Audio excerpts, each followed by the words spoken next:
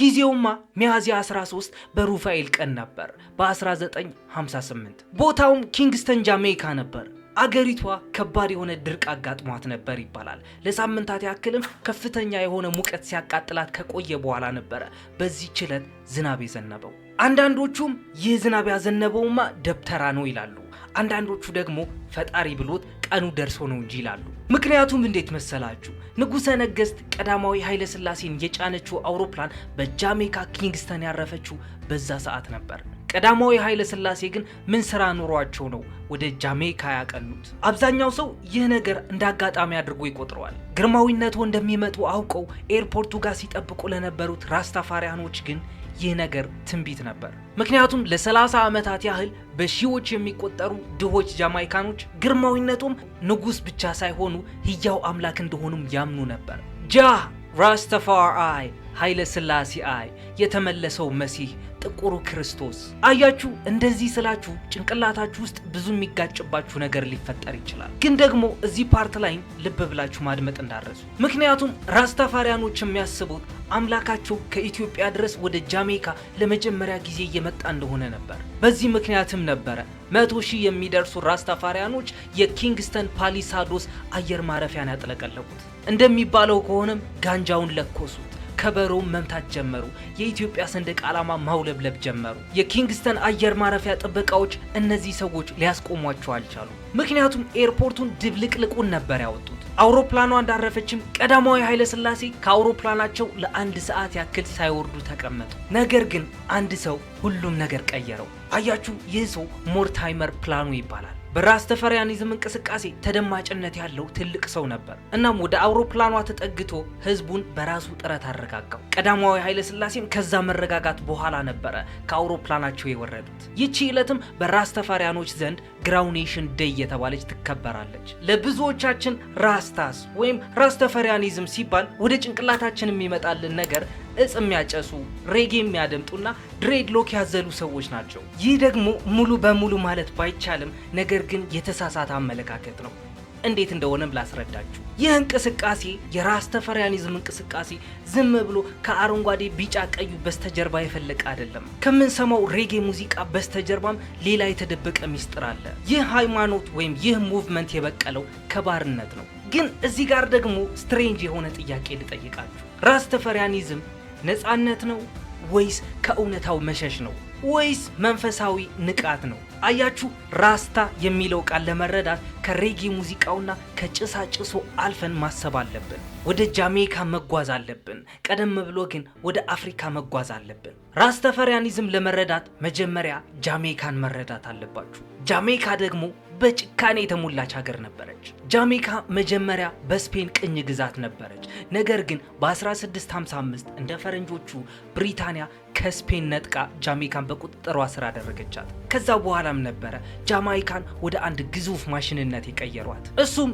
የሸንኮራ አገዳ እርሻዎች ነበር። በ18ኛው ክፍለ ዘመንም ጃሜይካ በብሪታንያ ግዛት ውስጥ ካሉት እጅግ ባለጸጋ ቅኝ ግዛቶች አንዷ ሆና ነበር። ነገር ግን ያ ሀብት የተገኘው ከአፍሪካውያን ስቃይ ነበር። እንደምናውቀውም በአትላንቲክ የባሪያ ንግድ ላይ በሚሊዮኖች የሚቆጠሩ አፍሪካውያን እዛ ባህር ላይ ሰጥመው ቀርተዋል። የተረፉትና ጃሜይካ የደረሱት ደግሞ ሁሉም ነገራቸው ተገፎ አልቆ ነበር። ቋንቋቸው ብትሉ፣ ሃይማኖታቸው፣ ባህላቸው፣ ስማቸው። ምክንያቱም የባርነት ስርዓት የኢኮኖሚ ጉዳይ ብቻ አይደለም የስነ ልቦናም ጭምር እንጂ። በ1838 የቅኝ ግዛት ባበቃበት ጊዜም ጃሜይካውያን ከዛች ሀገር እንዴት ይውጡ? እንዴትስ ወደ አፍሪካ ይመለሱ?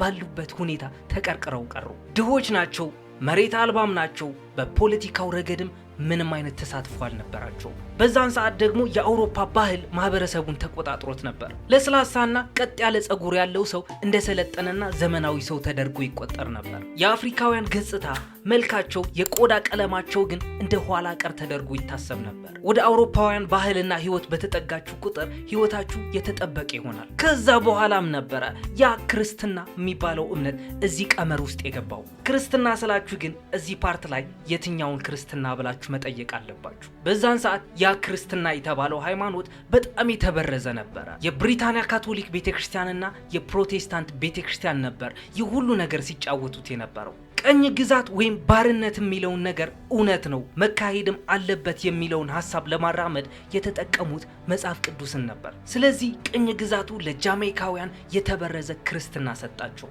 ራስተፋሪያኖች ደግሞ ያን ክርስትና ቀኝ ገዢዎቻቸው ላይ መልሰው ተረጎሙት። በዚህ የማንነት ቀውስ መሃል ታዲያ አንድ ሰው ብቅ ይላል። እሱም ማርከስ ጋርቪ ነበር። አያችሁ፣ ማርከስ ጋርቪ ቀድሞ አንድ የሚያስደነግጥ እውነት ተረድቶ ነበር። እሱም ሰዎች ራሳቸውን የሚመለከቱበትን መንገድ መቆጣጠር ከቻልክ ከዚያም እነሱን ለማሰር ሰንሰለት አያስፈልግም የሚል አስተሳሰብ ነበር። አያችሁ፣ ማርከስ ጋርቪ የተወለደው ነሐሴ 17 ቀን በ1887 ሴንት አንስ በተባለ ጃሜይካ ውስጥ በሚገኝ ቦታ ነበር። በታሪክ ከፍተኛ ተጽዕኖ የፈጠረ የፓን አፍሪካኒዝም አራማጅ፣ ታላቅ ንግግር አዋቂ ወይም ኦሬተር ነበር። ከዛ በኋላም ነበረ ዩኒቨርሳል ኔግሮ ኢምፕሩቭመንት አሶሲዬሽን የተባለ ማህበር ሐምሌ 20 በ1914 እንደ ፈረንጆቹ የመሰረተው። ማርከስ ጋርቪ ከልጅነቱ ጀምሮ እያየው ያደገ ነገር አለ። ነጮች ታሪካችሁ ዋጋ የለውም፣ የቆዳ ቀለማችሁም የበታች ነው፣ ባህላችሁ ያልሰለጠነ ነው፣ የወደፊት እጣ ፈንታችሁ ደግሞ የሌላ ሰው ንብረት መሆን ነው የሚል ንግግር ሲያካሂዱ ሲሰማ ነበር ያደገው። እናም በዚህ ሰዓት ማርከስ ጋርቪ ዝም ማለት አልፈለገም፣ ጥቃት ጀመረ። ግን ወታደራዊ ጥቃት አልነበረም፣ ስነ ልቦናዊ ጥቃት እንጂ። ያ የመሰረተው UNIA የተባለው ወይም ዩኒቨርሳል ኒግሮ ኢምፕሩቭመንት አሶሲዬሽን የተባለ ማህበር በዓለም ዙሪያ በሚሊዮኖች የሚቆጠሩ አባላቶች አፈራ። ማርከስ ጋርቪም እነዚህ ሰዎችን አብዝቶ የሚሰብካቸው አንድ ነገር ነበር፣ የጥቁር ሕዝብ ኩራት፣ የኢኮኖሚ ነጻነት፣ የአፍሪካ አንድነት፣ የራስን እድል በራስ መወሰን። እናም እነዚህ ሰዎች እንደ ተጠቂ ሳይሆን እንደ ንጉስ አድርገው ራሳቸው እንዲቆጥሩ ነበር ያደረጋቸው። ከዚያም የታሪክ አሻራ ሆኖ የቀረው ያ ጥቅስ መጣ። የድህነት ቀን ቀርባለችና ጥቁር ንጉስ ዘውድ ሲጭን ወደ አፍሪካ ተመልከት። እናም ይህ አባባል በጃሜይካ እንደ ትንቢት ነበር የተሰራጨው። ከዛ በኋላም ራስተፈሪ ከንግስት ዘውዲቱ ህልፈት በኋላ በ1923 ንጉሰ ነገስት ዘኢትዮጵያ ቀዳማዊ ኃይለ ሥላሴ ተብለው ነገሱ። እርግጥ ነው ይህ ነገር እንደ መከራከሪያ ነጥብ እንደሚነሳ ቃለሁ። ኢትዮጵያ ሀገራችን እኮ ከራስተፈሪ ከቀዳማዊ ኃይለ ሥላሴ በፊት በጣም ብዙ ነገስታቶች ነበሯት። ግን ለምንድነው ራስተፈሪን የመረጡት ብላችሁ ልትጠይቁ ትችላላችሁ። ግን በዛን ሰዓት ቀዳማዊ ኃይለ ሥላሴ በሚነግሱበት ጊዜ የጋርቪ ትንቢት ያ መጀመሪያ ላይ የተናገረው ነገር ከሱ ጋር ስለተገጣጠመ ራስተፈሪን እንደ አምላካቸው ማየት ጀመሩ፣ እንደ መሲህ ማየት ጀመሩ። ጃህ ብለውም ይጠሯቸው ነበር። ቃሉ የመጣውም ከኢብራይስጥኛ ቋንቋ ሲሆን ትርጉምም እግዚአብሔር እንደማለት ነው። እናም የአፄ ኃይለ ሥላሴ ንግስናቸው ስነ ስርዓት እጅግ ደማቅና ግዙፍ ነበር። ዓለም አቀፍ ጋዜጦች በስፋት ዘገቡት። ነገስታት፣ ዲፕሎማቶች፣ የሃይማኖት መሪዎች፣ ከመላው ዓለም የመጡ ተወካዮች በስነ ስርዓቱ ላይ ታደሙ። ከዚያም የማዕረጉ ስም መጣ፣ ንጉሰ ነገስት የጌቶች ጌታ ሞዓ አንበሳ ዘእምነገደ ይሁዳ። ይህ ነገር ደግሞ ለጃማይካውያን ያልተደፈረ የአፍሪካዊነታቸው ማንነት ነበር። ኢትዮጵያ የምትባል ሀገር አለች፣ ንጉሷም ከመጽሐፍ ቅዱስ ቀጥታ የተወሰዱ ቃላቶች እንደ ማዕረጉ አድርጎ ይጠቀማል ብለው ማሰብ ጀመሩ። በአጠቃላይ አፄ ኃይለ ሥላሴ ማለት በዛን ሰዓት አፍሪካን ማጥፋት እንደማይቻል ማረጋገጫ ነበሩ። ቀዳማዊ ኃይለ ሥላሴ እኔ አምላክ ነኝ ብለው ተናግረው አያውቁም። እንደውም እሳቸው የኢትዮጵያ ኦርቶዶክስ ተዋሕዶ ቤተክርስቲያን አማኝ ነበሩ። እነዛ ራስታፋሪያኖችም እንዳያመልኳቸው ይለምኗቸውና ይነግሯቸው ነበር። One of the oldest pictures of Jesus Christ on this earth today. It's a 1500-year-old icon picture of Jesus Christ. Now, you're looking at the picture yourself, and over here, here's a picture of Haile Selassie I. Look at the hairline, look at the features.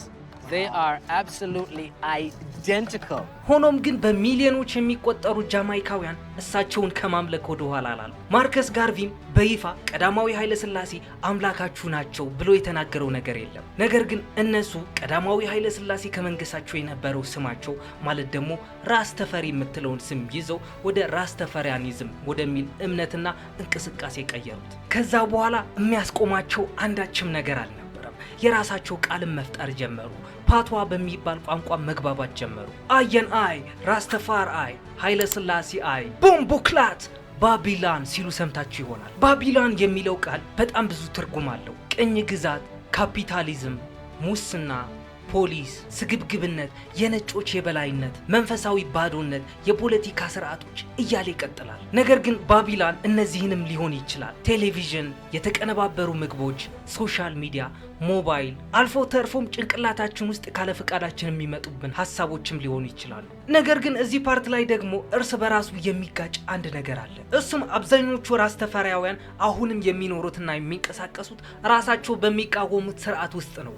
ስልኮች፣ መንገዶች፣ ሆስፒታሎች፣ የሙዚቃ ማስተላለፊያ መድረኮች ወይም ሚውዚክ ስትሪሚንግ፣ ዘመናዊ ሕክምና፣ ቱሪዝም፣ ዩቲዩብ፣ ባቢሎን ጠላትም የህይወት መደገፊያም ሊሆን ይችላል። የእምነቱ ተቺዎች የሚከራከሩበት ነጥብም አለ። አንዳንድ ራስተፋሪያኖች ከእውነቱ ጋር ተጋፍጠው መፍትሄ ከመፈለግ ይልቅ ወደ እውነታውን መሸሽ ያዘነብላሉ ይላሉ። ይህ ማለት ስፕሊፎ አለች፣ ይጦዛሉ፣ ይተኛሉ፣ ሜዲቴት ያደርጋሉ፣ ቁጭ ብለው ነው የሚውሉት።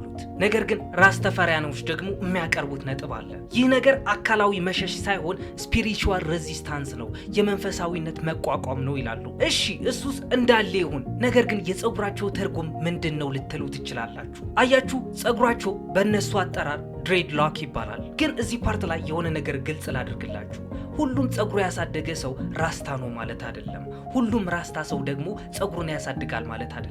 አያችሁ፣ የፀጉራቸው ትርጉም ቅድም እንደነገርኳችሁ አውሮፓውያን ቀጥ ያለ ፀጉርና ልሙጥ የሆነ ፀጉር ያለው ሰው እንደ ዘመናዊ ይቆጥሩት ነበር። ራስታዎች ደግሞ ፀጉራቸውን በማሳደግ እነሱን የሚቃወሙበት መንገድ ሆኖ ስላገኙት ነበር። ግን አንዳንድ ራስታዎች ደግሞ ይህ ፀጉር ማሳደግ ከመጽሐፍ ቅዱስ ጋር ያገናኙታል። በዕብራውያን መጽሐፍ ቅዱስ ኦሪት ዘኍልቍ ምዕራፍ 6 ቁጥር 5 የሚናገረው ነገር አለ። እዛም ላይ ህጉ ተከታዮቹ ፀጉራቸው በነፃነት እንዲያሳድጉና ምላጭ ፈጽሞ እንዳይነካው ያዛል። ሌሎች ደግሞ የሳምሶንን ታሪክ ይጠቅሳሉ። ሌሎች ደግሞ ይህ ቅዱስ ዘውድ ወይም ድሬድሎክ ብለው የሚጠሩት ፀጉር ከፈጣሪና ከዩኒቨርስ ጋር የሚያገናኛቸው አንቴና እንደሆነ ይናገራሉ። ግን ፀጉራቸው በአንዳንድ ሰዎች አይን በጣም የሚያስፈራ ሆኖ ይታያል።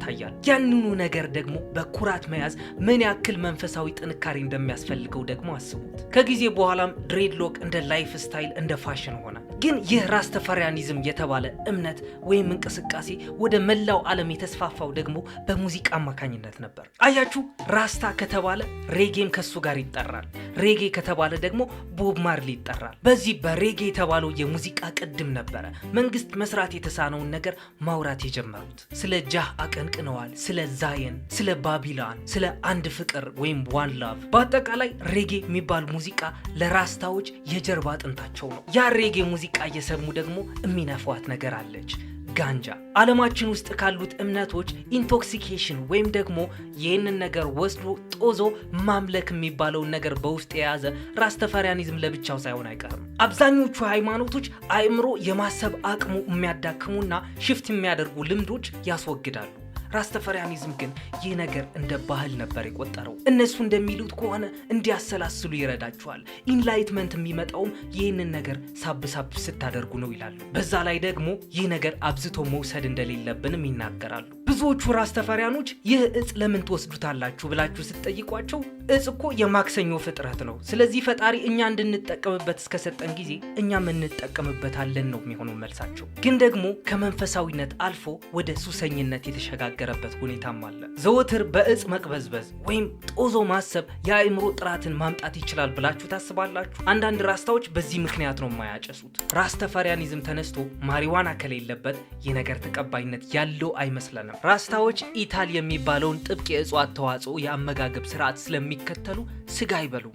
ለእነሱ የሞተ ስጋን መመገብ የሰውነትን የተፈጥሮ ኃይል ወይም ሊቪቲ ይሉታል ያሟጥጣል ብለው የሚያምኑ ሲሆን የእንስሳት ስጋ መብላት ደግሞ የሰውን አካል በጥሬው ወደ መቃብር ቦታ የመቀየር ያህል እንደሆነ ያስባሉ። ራስታዎች እንደ አክራሪና አመፀኛ ይቆጠሩ ነበሩ። አደገኛዎች ናቸው፣ ቆሻሻዎች ናቸው፣ መረጋጋት የሌለባቸው ናቸው ተብለው ይቆጠሩ ነበር። ፖሊሶችም ዘወትር ያናድዳቸዋል፣ ያሳድዳቸዋልም። ለነሱ የሚሆን የሥራ ዕድሎች ተዘጉባቸው፣ ትምህርት ቤቶችም አገለሏቸው። ያ ድሬድሎክስ የሚባለው ነገር ራሱ እንደ ጥርጣሬ ምልክት ሆኖ መታየት ጀመረ። ከዛም በ1963 የኮራል ጋርደንስ ጥፋት መጣ። በባለስልጣናትና በራስተፋሪያውያን መካከል ከባድ ግጭት ከተቀሰቀሰ በኋላ ጃሜይካ ጨካኝና አረመኔያዊ የጭቆና እርምጃዎችን ሰነዘረች። ራስታዎች ተደበደቡ፣ ታሰሩ፣ ክብራቸው ተዋረደ። አንዳንዶችም ድሬዳቸው በኃይል ተቆረጠባቸው። ይህ ነጥብ ደግሞ ትልቅ ትርጉም አለው። ብዙ ጊዜ ሰዎች ሲገፉና ሲሰደዱ ለእምነታቸው ጥንካሬ ይኖራቸዋል ይባላል። ምክንያቱም መንግስት በራስታዎች ላይ ተቃውሞ በሰነዘረች ቁጥር የባቢሎን አይዲዮሎጂ እውነት እየሆነ መጣ። ራስታዎች ገብተዋል ወይ ለማለት አንደርስታንድ አይሏችሁም፣ ኦቨርስታንድ ነው የሚሏችሁ። አንደር ከሆነማ ከእውቀት በታች ነው ማለት ነው ብለው ነው የሚያስቡት። ከዚያም አያን አይ ሲሉ ስትሰሟቸው ምን ማለት ነው ብላችሁ ግራ እንዳይገባችሁ። አያን አይ ማለት አይ ኤንድ አይ ማለት ነው።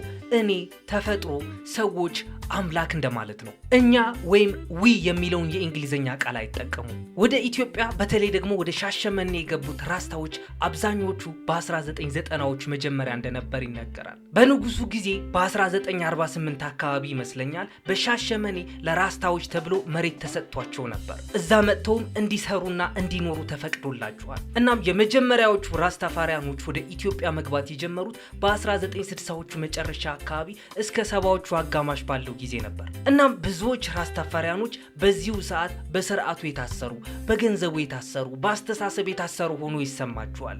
ይህ እውነት ነው ወይ አይደለም? እናንተ የምትመልሱት ጥያቄ ይሆናል። እናም እስካሁን ድረስ የለፈለፍኩትን ነገር ከተመቻችሁ ኦፍኮርስ ይመቻችኋል። ይህን ቪዲዮ እስካሁን ድረስ ቁጭ ብላችሁ እያያችሁት ከሆነ ላይክ ያላደረጋችሁ ሰዎች ላይክ ማድረግ እንዳረሱ፣ ሰብስክራይብ በተኗን ጠቅ በማድረግ የቻነሌ ቤተሰብ ሁኑ። ቀጣይ ደግሞ ባበደ ስቶሪ እስክንገናኝ ድረስ ሰላማችሁን ያብዛልኝ። ይሜ